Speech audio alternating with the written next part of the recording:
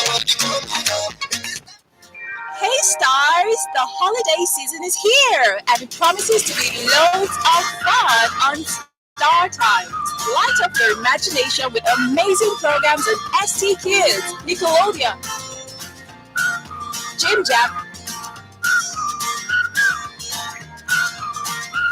and Baby TV, and also stand a chance to win cool gifts in StarTimes Kiddies Holiday Promo from 1st to 31st of August. Wondering how it works? Here's how. We charge 2 months for basic bouquet and stand a chance to win amazing gifts like 50,000 naira, school bags, or water bottles. That's not all. Kickstart the fun on ST Kids 7 days free viewing from 1st to 7th of August. Welcome to the home of fun.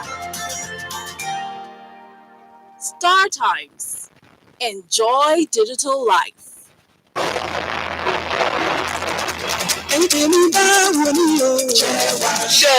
ṣẹ́wà lẹ́tù ètò oníṣẹ́wà ẹ pàdé wa ní gbogbo ọjọ́bọ̀ lórí ìkànnì yìí NTA 12 Abẹ́òkúta StarTimes 103 ní agogo 5 sí 6 ìrọ̀lẹ́.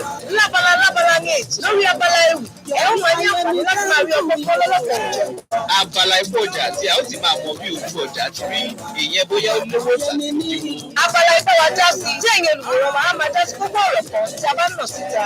láago àkúlùtù náà tún wà níbẹ̀ o níbi tí ẹ ti máa gbọ́ àwọn èrò tí ẹ fẹ́ mọ̀ nípa àwọn gbajúmọ̀ òṣèré. ètò tó síbẹ̀ àǹfààní wà fún èèyàn wa nílé láti pè wọlé láti dáhùn ìbéèrè wa kí ẹ sì jẹ ẹ̀bùn lóríṣiríṣi. fún ẹ̀yin tí ẹ fẹ́ ṣe onígbọ̀wọ́ ètò yìí tàbí tí ẹ fẹ́ fi ẹ̀bùn ṣàwá lọ́rẹ̀ ẹgbẹ̀rún ìbánisọ̀rọ̀ yìí 09060003615. lẹ́ẹ̀kan sí 09060003615. ṣẹ́wà èyí. I need the police that can respond to emergencies first. I want the equipment I need to do my job.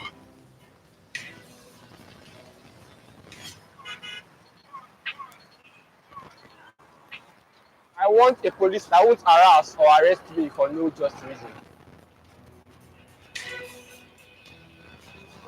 I want to be valued for my work, not feared by honest people. I want a police that won't ask me anything for the boys. I want a decent salary that is paid on time. If it happens with good laws, Proper funding, Training. and cooperation. If it happens, If it happens.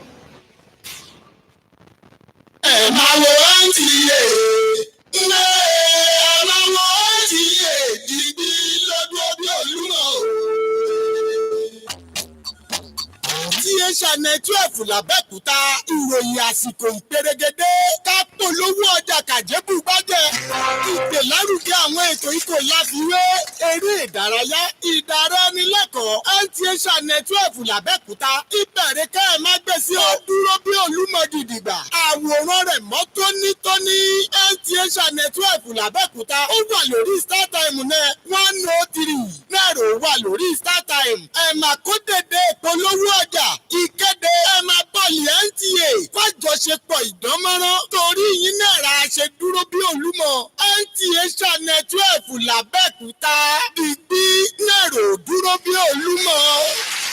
Keep watching NTA Abeokuta, solid as the rock.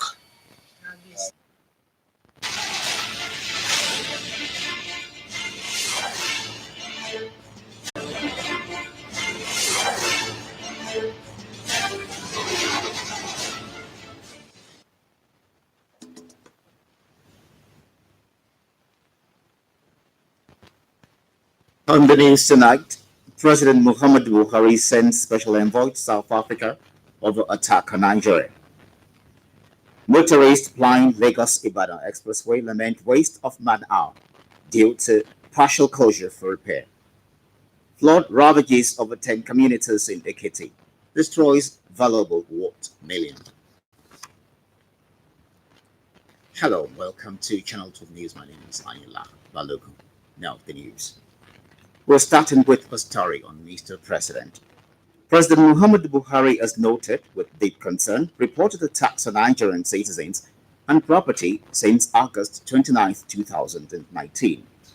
In a statement signed by the Special Envoy to the President of Media and Publicity, Femi Adesina, said the President has instructed the Minister of Foreign Affairs, Godfrey Oyama, to summon the South African High Commissioner to Nigeria and get a brief on the situation, express Nigeria's displeasure over the treatment of its citizens, and assurance of safety of lives and property.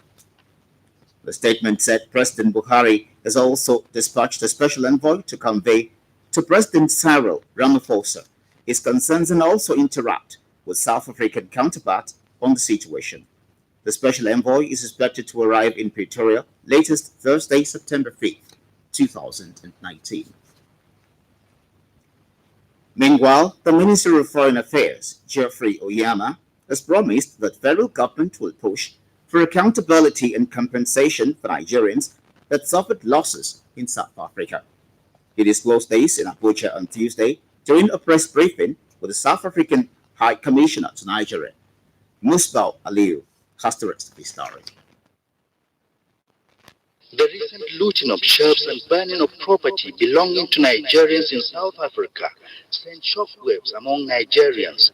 Many people wonder why such misunderstanding keeps recurring in the nations regarded as economic powers in Africa. At a meeting, leaders representing the two nations agree it is no longer a matter of silence. Nigeria's Foreign Affairs Minister Geoffrey Onyama and the South Africa Head of Mission in Nigeria, Bobby Moro, say they are worried by the criminal behavior exhibited by some South Africans against some Nigerians. Particularly Nigeria's Minister Geoffrey Onyama said there must be accountability and responsibility whenever such crimes are committed. And essentially being prepared to preempt such attacks as we're witnessing today, and taking other measures including compensation and so forth. But essentially having the two working as a team. Apart from the measures the two countries put in place, they assured Nigerians that justice must be done. It is therefore quite very unfortunate that we find ourselves in a situation that we find ourselves in now. The government has issued a statement yesterday condemning the acts of violence and acts of criminality. For us, these are acts that continue to demonstrate that there are criminals within society that seek to destabilize the country. There are criminals who seek to create an impression that South Africans... What people see as horrendous violence against Nigerians in that country, once and for all. In Abuja, Usman Aliyu, NT News.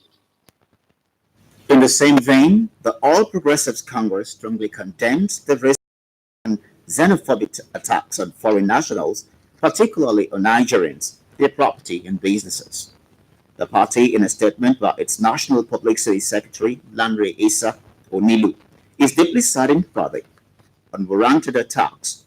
Nigerians, the APC says, deserves better from South Africa. The party said attack on citizens of other countries points to a failure of leadership and that South African leaders cannot exonerate themselves from this cowardly act. The APC calls on the South African ruling party, the African National Congress ANC, to urgently step in as the ANC government can no longer pretend about the obvious contradiction. The message to Nigerians on the ANC calls to question the very essence of the struggle against apartheid, in which Nigeria was a frontline ally of South Africa. In related development, those statistics are not sufficiently available due to stigma and a deep-seated culture of silence attached to domestic violence. In Nigeria, go through an ordeal of domestic violence, described as a pattern of behavior which involves by one person against the other in a domestic setting such as marriage. This practice is on the increase and is becoming worrisome. Why do people disagree to the extent of getting physical? What are the signs to look for in a violent person? Is it appropriate to quit an abusive relationship? Has it any religious implication? Anthony Gandhi in this report examines the precision of religious institutions to its menace. The violence against women cuts across. It's not just the batching. Batching is just one aspect of violence. Using harsh word on women is an aspect of violence against women. Deprivation of human rights is a violence against women, which is against our laws. Rape, sexual assault is violence against the woman, which is rampant in our days today. Anything that deprives human rights or the right of any woman on earth is a violence. Gender-based violence is steadily on the increase, and many of these cases largely unreported due to impunity, silence, stigma, and shame its victims suffer. Statistics indicate that an estimated 25% of women worldwide have experienced either physical or sexual violence from an intimate partner, and this is described as an aberration to religious beliefs. It's not biblical, it's ungodly. It's ungodly. Whoever is violent towards women is not a child of God. He doesn't have the understanding of the word of God. God did not abandon violence in the word of God. From the Islamic point of view, the woman or a woman is a weaker sex, which needs protection, both physical and moral protection. Every year, different women, groups, and religious institutions organize rallies to create awareness in support of United Nations Declaration on the elimination of violence against women and girls. At one of such forums, participants spoke on ways to reduce menace described as a violation of human rights. Violence is not an option at all. Even in the home, we need peace. So when we start peace from our homes, it gradually generates even to the society and to the world at large. So in every home, we need peace. We need to have a kind of mutual understanding between husband, wife, and children. Exposed to violence, they are prone to having fractures, prone to having psychosomatic disorders. They are prone to having even things where they have psychiatric tendencies. They might lose their account, their personality. They are even prone to having high blood pressure, and because they are very emotional and they are very thoughtful. We need to understand ourselves. There are a lot of things that lead into violence, but if we have mutual understanding between ourselves, we will be able to cope whatever issues that may arise from our misunderstandings. Failure to address this issue will continue to impact negativity on any prospect of any nation. In the meantime, Information and Culture Minister Lai Mohammed has restated the federal government's determination to pursue for the reversal of United Kingdom court ruling against Nigeria in favor of Process and Industrial Development Limited, P&ID. The minister stated this when he visited the corporate headquarters of Leadership Newspapers in Abuja. Anthony Forson reports. The Information and Culture Minister is now visitor to the corporate headquarters of the Leadership Newspapers, and each time he comes visiting, it is always a moment to show encomium among the organization. At today's visit, Lai Mohammed applauded the newspaper for, in his words, the patriotic position the paper has taken. It is in line with this that the Information and Culture Minister placed on the doorsteps of the nation's media not to be swayed by unpatriotic citizens who have formed a league with foreign collaborators to defraud the country. The company admits that it has invested $40 million into Nigeria and gained an award of $9.6 billion. This is unprecedented, that the award is exorbitant, is excessive, manifestly unreasonable. It goes beyond protecting the commercial interests of the company. It's punitive in nature. I mean, and this is why we appeal to the sense of patriotism of our media in particular, to understand what the issues are. But it's not about one administration or the other, it's about Nigeria. If people can just come and walk into Nigeria with a portfolio and work with 20% of our entire foreign reserve, these are the issues at stake. Running the Leadership Newspaper's editorial team through the issues at stake between the federal government of Nigeria and P&ID Limited, an Irish firm, the minister maintained that the federal government is doing all within its powers to stop off any seizure of its assets. Even the capacity of the contracting party, you can't give what you don't have. The Federal Ministry of Resources It's not the competent contracting party. It has no gas. The gas belongs to the NPC and the IOCs. And that's why we are glad that the President has asked the EFCC, the NIA, and the State Police to look into this matter and find out what really transpired. Who are those collaborators from within and without government that led us to this, sorry pass? We are doing everything possible, and we are very optimistic that it would stave off any embarrassment. The forum gave the leadership newspaper team the opportunity to equally ask questions on other national issues, which the minister provided answers to. In Abuja, Anthony Forson, NTA News. Motorists and commuters plying the Lagos-Ibadan Expressway have been lamenting loss of man-hours on the bridge caused by diversion at Baga-Kara Bridge section of the highway.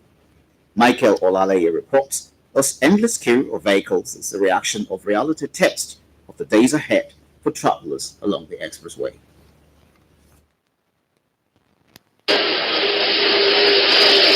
This is the Kara Bridge section of the Lagos-Ibadan Expressway, and it is just 600 meters from here to Bega, where the diversion ends. This stretch of road is strategic simply because it has been described as the neck of the Lagos-Ibadan Expressway. Based on the estimation of the Ogun State Command of the Federal Road Safety Corps, more than 10,000 vehicles ply this route daily, in which 60% of them are trucks.